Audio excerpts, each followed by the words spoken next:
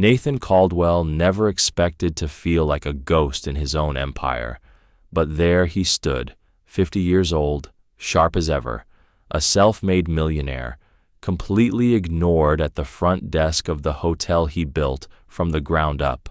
No welcome, no eye contact, just the cold indifference of a receptionist too busy scrolling her phone to acknowledge him. This wasn't just an ordinary visit. He was here because guests had been complaining about missing reservations, dismissive service, and an atmosphere that made some people feel unwelcome. Instead of handling it from a corporate office, Nathan decided to walk in unannounced, dressed like any other guest, to see the truth for himself. What he witnessed was a front-row seat to the exact problem he had been hearing about. The young woman at the desk barely glanced up before dismissing him. His confirmed reservation was nowhere to be found. The system didn't make mistakes. People did. When Nathan pulled out his phone to check the hotel's internal logs, his stomach tightened. His booking hadn't disappeared. It had been deleted by none other than the woman standing in front of him. This was more than just bad service.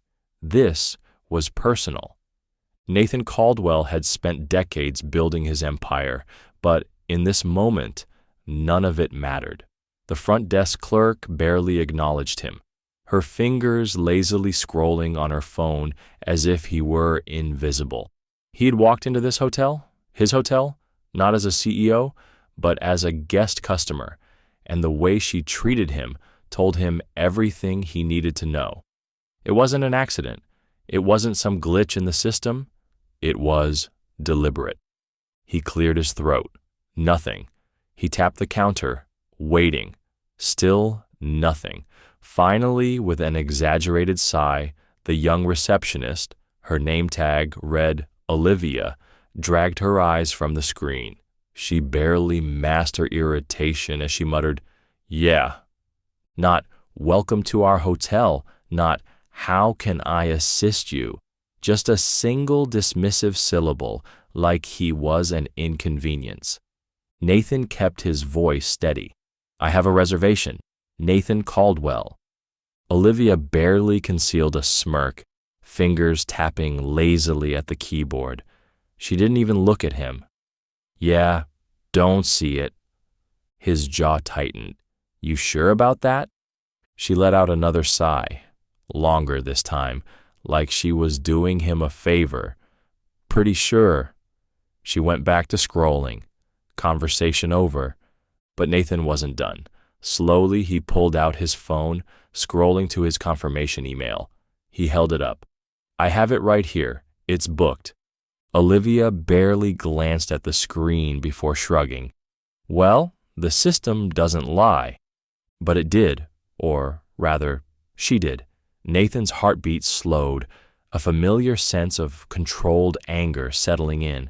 He had seen this before, the silent rules of customer service, where some people were effortlessly accommodated and others were quietly dismissed. Nathan knew exactly what to do next. With a calm but firm voice, he said, "I need to speak with the manager." "Now?"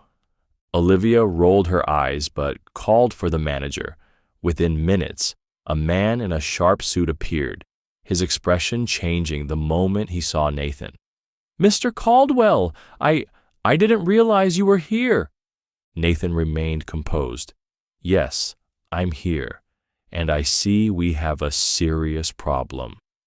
The color drained from Olivia's face as realization dawned. The manager stammered, "This must be a misunderstanding." Nathan raised a hand. "Oh, it's not a misunderstanding.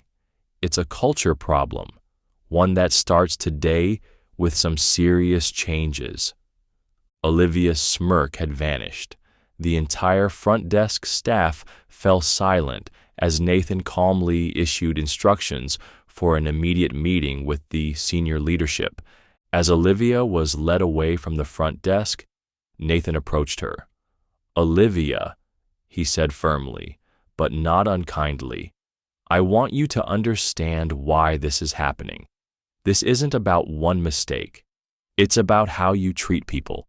Everyone who walks through these doors deserves respect."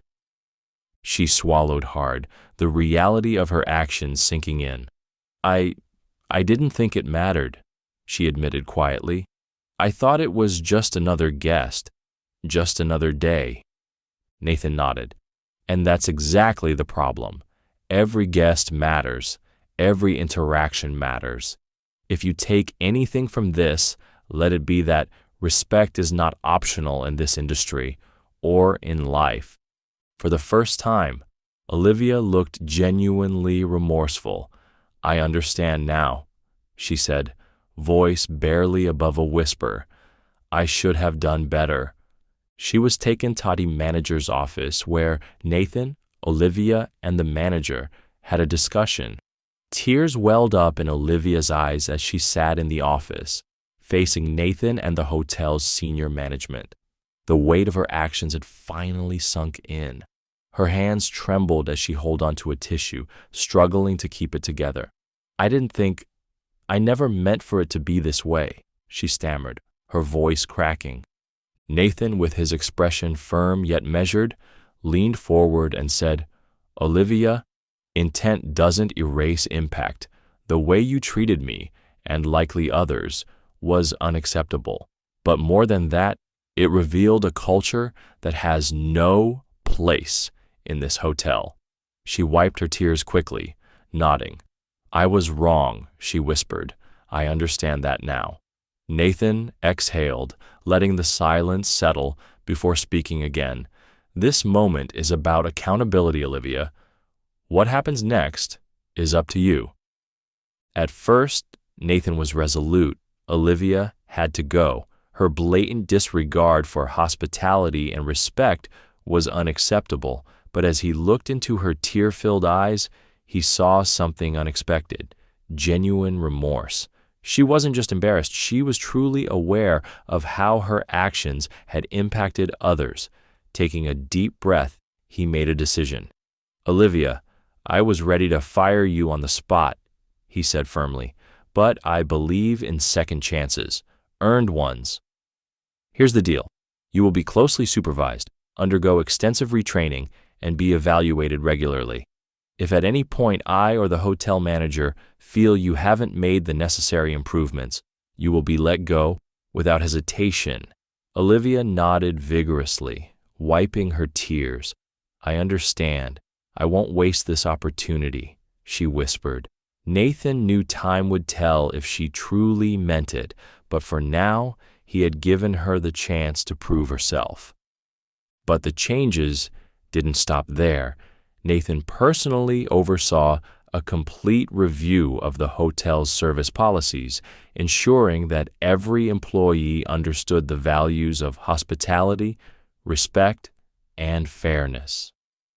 Mystery guests were hired to periodically test the customer service, and a direct feedback system was introduced to allow guests to report their experiences in real time.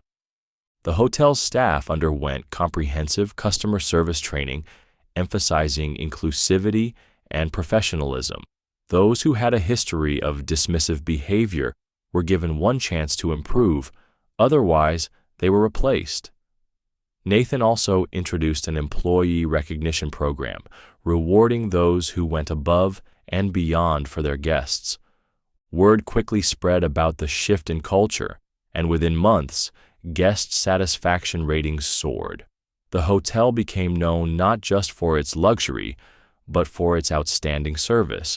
Former employees who had been frustrated by the toxic work environment felt a renewed sense of pride, and guests who had once been overlooked now received the 5-star treatment they deserved. Among those who embraced the change, most was Olivia. Determined to prove herself, she not only met the expectations set for her, but exceeded them. She transformed her approach to customer service, actively engaging with guests and ensuring every visitor felt welcomed. Under careful supervision, she learned to lead by example, becoming a model employee. Her dedication did not go unnoticed, and soon discussions began about promoting her to head receptionist, a role she never would have imagined herself earning. Olivia had not just redeemed herself, she had set a new standard for excellence. What a wake-up call for her.